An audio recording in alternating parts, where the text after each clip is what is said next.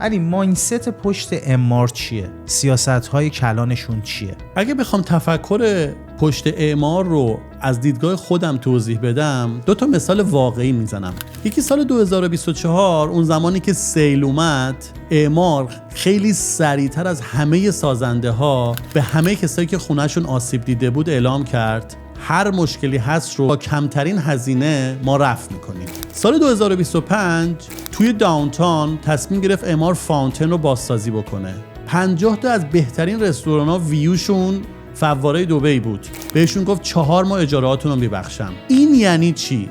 یعنی اعمار به مشتریاش خیلی احترام میذاره و نگاه بلند مدت هم به سرمایه گذارش داره هم به مستاجراش.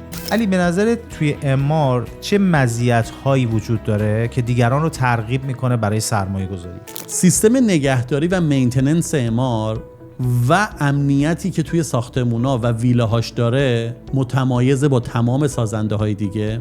سرویس شارجا جزو کمتریناست بین سازنده ها.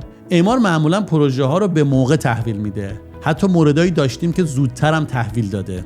برای همین اعمار فقط یک سازنده نیست. اعمار یه برند جهانیه با پشتوانه دولتی و همین باعث شده مطمئن ترین انتخاب سرمایه گذارا باشه.